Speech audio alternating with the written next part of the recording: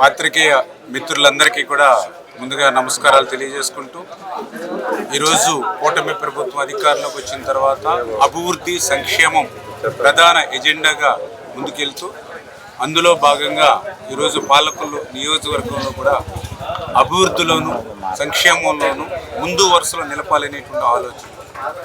అందులో భాగంగా ఈరోజు మన పాలకుల్లో క్రిస్టియన్ బరెల్ గ్రౌండ్కి సంబంధించి 1,50,00,000 రూపాయలు, అదేవిధంగా 27వ వార్డుకి సంబంధించి క్రిస్టియన్ బరెల్ గ్రౌండ్కి 30 లక్షల రూపాయలు. అంటే ఈరోజు 1,80,00,000 రూపాయలతోటి ఇవాళ క్రిస్టియన్ బరెల్ గ్రౌండ్స్ ఇంప్రూవ్మెంట్స్కి బ్యూటిఫికేషన్ నిమిత్తం ఈరోజు నిధులు మంజూరు చేసి దైవజనులతో ఈ పనులు ఈరోజు మనం ప్రారంభించుకోవడం జరిగింది.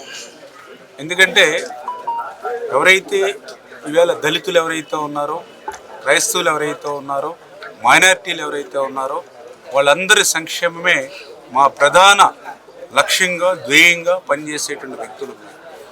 గతంలో కూడా 2014-19లో నేను ఎమ్మెల్యేగా ఉన్నప్పుడు పెద్ద ఎత్తున ఎస్సీ సప్లై నిధులు పాలకులకు తీసుకొచ్చి ఆ రోజు 10వ వార్డు, 11వ వార్డు, 16వ వార్డు, 18వ వార్డు, 21వ వార్డు, 26వ వార్డు, 27వ వార్డు, 31వ వార్డు పెద్ద ఎత్తున 45 కోట్ల రూపాయలు పెట్టి ఆ రోజు ఎస్సీ సప్లై నిధులు టౌన్లో పనిచేసాం.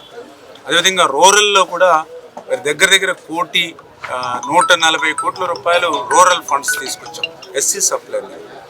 మళ్ళీ ఈరోజు మీ అందరి ఆశీర్వాదంతో ఈ ప్రభుత్వం అధికారంలోకి వచ్చిన తర్వాత మళ్ళీ ఈరోజు ఆ దళితులు, ఆ క్రైస్తవులు, మైనారిటీల సంక్షేమమే ధ్యేయంగా. ఇప్పుడు మొన్ననే మీరు చూసారు, ఏదైతే మైనారిటీలకు సంబంధించి 2 కోట్ల రూపాయలు షాదీఖానా నిమిత్తం మరి నిధులు మంజూరు చేసుకోవడం జరిగింది.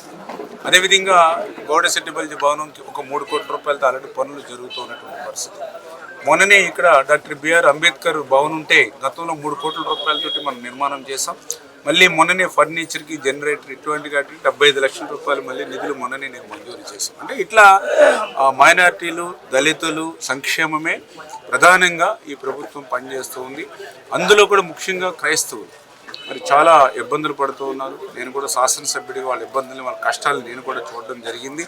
ఆ బరెల్ గ్రౌండ్కి వస్తే కనీసం కాలు లోపల పెట్టలేనటువంటి పరిస్థితి ఉన్నటువంటి స్థితిలో వాటిని కూడా ఒక సుందర వనాలుగా తీర్చిదిద్దాలి అనేటువంటి ఆలోచనతో మరి ఈవేళ ఆ క్రిస్టియన్ బరెల్ గ్రౌండ్కి సంబంధించినటువంటి పనులను కూడా మరి దగ్గరుండి పర్యవేక్షించి ఇప్పుడే అధికారులకి, ఏజెన్సీకి కూడా మేము చెప్పడం జరిగింది. రేపు మే నెల లోపుగా ఈ పనులన్నీ కూడా పూర్తి చేయాలి, వీటిని కూడా ఒక సుందరవనంగా తీర్చిదిద్దాలి అనేటువంటి విధంగా చెప్పడం జరిగిందని చెప్పి తెలియజేసుకుంటూ, నాకు కూడా ఒక దళితులన్నా క్రైస్తవులన్నా అభిమానం. ఎందుకంటే వాళ్ళకి ఏదైనా మనం ఉపకారం చేస్తే గుర్తుపెట్టుకుని 10 కాలాల పాటు మనల్ని ఆశీర్వదిస్తారు. అటువంటి వర్గాలకి సేవ చేయడం అని అంటే వ్యక్తిగతంగా నాకు కూడా ఎంతో తృప్తినిస్తుంది. ఈరోజు కూడా క్రిస్టియన్ బరెల్ గ్రౌండ్లో పనిచేస్తూ ఉంటే ఏదో మన సొంత కుటుంబంకి పనిచేసినటువంటి ఒక ఫీలింగ్. ఎందుకంటే ప్రతి వ్యక్తి కూడా ఆఖరి మజిలీ అనేది ఆ యొక్క బరెల్ గ్రౌండ్ శ్మశాన వాటిక ద్వారానే మూస్తుంది. కాబట్టి పుట్టుక ఎంత ముఖ్యమో చనిపోవడం కూడా అంతే పవిత్రంగా మనందరం కూడా భావించి ఆ కార్యక్రమాన్ని కూడా అందంగా చేసుకోవాలి. మనం పుట్టినరోజుని ఏ రకంగా అయితే మనము ఆస్వాదిస్తామో అదేవిధంగా చనిపోవడం కూడా భగవంతుడు ఇచ్చింది కాబట్టి దాన్ని కూడా మనం ఒక సుందరంగా ఉండాలి అనేటువంటి ఆలోచనతో ఈ యొక్క ప్రయత్నాలన్నీ కూడా చేస్తున్నామని చెప్పి తెలియజేసుకుంటూ, రకంగా పనిచేసేటువంటి ప్రభుత్వం, మంచి ప్రభుత్వానికి మీ అందరూ కూడా ఆశీర్వాదం అందించాలని మరొక్కసారి మీ ద్వారా కోరుతున్నాం.